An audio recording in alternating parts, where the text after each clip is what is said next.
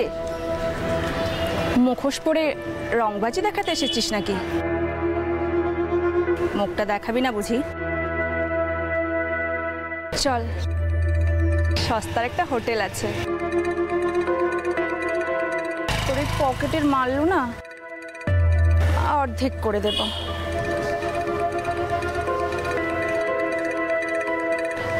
আমার প্রস্তাবে রাজি হলে বল।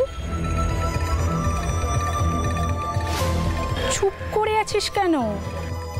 দেখ, ধান্দার সময় না আমার তো ফালতু সময় নষ্ট করিস না। কি রে, কিছু তো বল। চোখ দিয়ে খেতে এসেছিস নাকি? তুই বয়রা না বোবা? কিছু তো বল।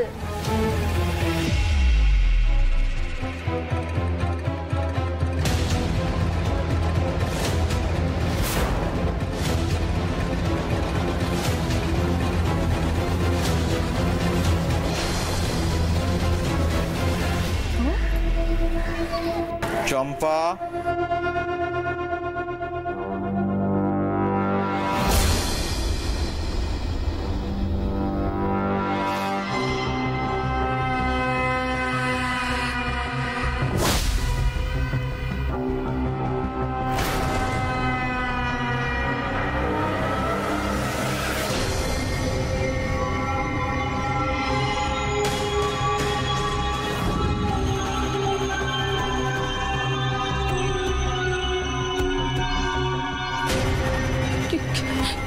কি করছিস? কি করতে চাইছিস তুই?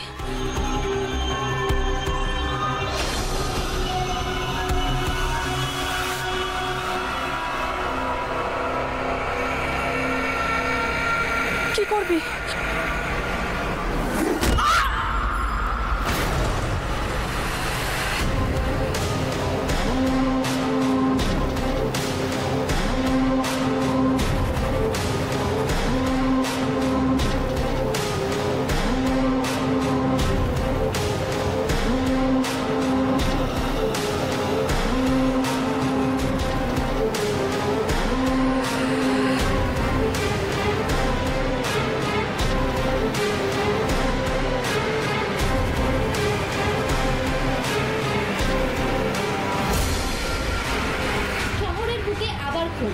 এবার রঞ্জন ঘোষ সরণির এক গলিতে। এবার খুন হলেন একজন মহিলা। স্থানীয় সূত্রে খবর, নিহতের নাম চম্পা পোদ্দার, বয়স 30-এর কোঠায়। স্থানীয় সূত্রে জানা যাচ্ছে নিহত মহিলা একজন যৌনকর্মী ছিলেন।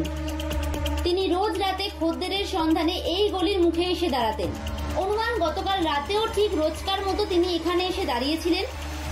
এই মহিলার সম্পর্কে আরো বিস্তারিতভাবে জানার জন্য পুলিশ কথা বলছে স্থানীয়দের সাথে।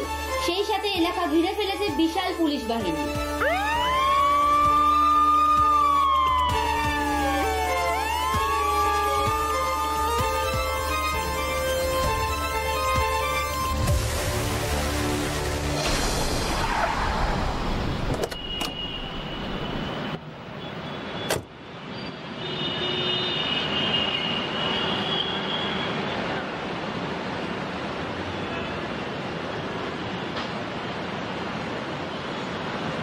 স্যার, ভিকটিম একজন প্রস্টিটিউট ছিল। কাছেই শঙ্কর মিত্র স্ট্রিটে একটা বাড়িতে ভাড়া থাকতো। প্রস্টিটিউট? তারপর? স্যার, বিধবা ছিল আর বছর 10-এর একটা ছেলে আছে। স্যার, রোজ রাতে খদ্দেরের জন্য এই গলির মুখেই দাঁড়াতো। আর সেই একইভাবে গলা কেটে খুন করা হলো তাকে? স্যার, শুধু তাই নয়, এটা দেখুন। হোয়াট? এক চিরকুট, একই হাতের লেখা। সেই বাবু কসাই। তার মানে? স্যার, কি ভাবছেন আপনি? দেখো, আগের ভিকটিমের স্ত্রী কিন্তু আমাদের কোনো রকম ইনফরমেশন দেয়নি। তুমি বরং এই ভিকটিমের বাড়িতে যাও, দেখো কোনো ক্লু পাওয়া যায় কিনা। Right sir. আপনি চম্পার বাড়িওয়ালি? হ্যাঁ।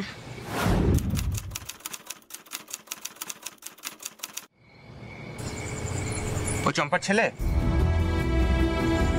বাবা আমার একমাত্র ছেলে। বাবু, একটু কাছে এসো তো। যা আয়, ভয় নেই ভয় নেই। ভয় কিসের, এসো। তোমার নাম কি? লালু। কোন ক্লাসে পড়ো? আগে পড়তাম, এখন পড়ি না, এখন একটা চায়ের দোকানে কাজ করি। তোমার মা তোমায় খুব ভালোবাসতো? খুব। আচ্ছা, এর মধ্যে কি তোমার মায়ের সঙ্গে কারো খুব ঝগড়া হয়েছিল? জানি না। আচ্ছা, আপনার সঙ্গে একটু আমার কথা আছে। ওকে যদি একটু ভেতরে মানে। এই রেনু, লালুকে ভেতরে নিয়ে যা। চল আয়। আপনি জানতেন চম্পা কি করে? জানতাম, জেনেই তো ভাড়া দিয়েছিলাম। ওর কি দোষ ছিল? গ্রামে থাকতেই তো ওর বরটা সাপে কেটে মারা গিয়েছিল, আর ও শ্বশুরবাড়ির লোক ওকে অপবাদ দিয়ে ধাক্কা মেরে তাড়িয়ে দিয়েছিল।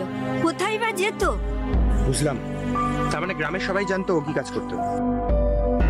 হোটেলে একবার রেডও হয়েছিল, ওকে ধরেও নিয়ে গিয়েছিল। আমি তো সেবার জামিন করিয়েছিলাম, টিভিতে খবরও হয়েছিল। মুখ ঢেকে পুলিশের গাড়ি থেকে নেমেছিল ঠিকই, কিন্তু ওরা ওর নামটা বলে দিয়েছিল। আচ্ছা, চম্পার কি কোনো শত্রু ছিল এখানে?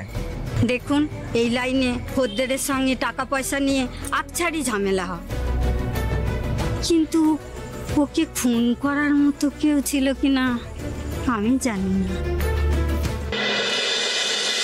শুনুন, ডিপার্টমেন্ট একদম নড়ে চড়ে বসেছে।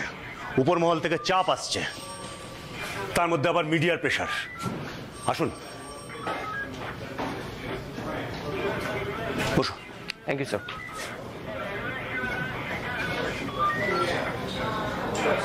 শোনো, চম্পাও ঠিক শুক্রবার রাতেই খুন হয়েছিল। আগের শুক্রবারের ঠিক এক সপ্তাহ পর স্যার, সেই শুক্রবার রাতেই। এক্স্যাক্টলি।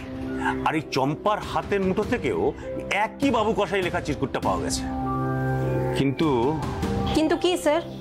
মিডিয়া যতই এটাকে বাবু কসাই সিরিয়াল কিলারের কীর্তি বলে খবর করুক, এখনো কিন্তু সময় আসেনি এটাকে সিরিয়াল কিলারের কীর্তি বলে খবর করা।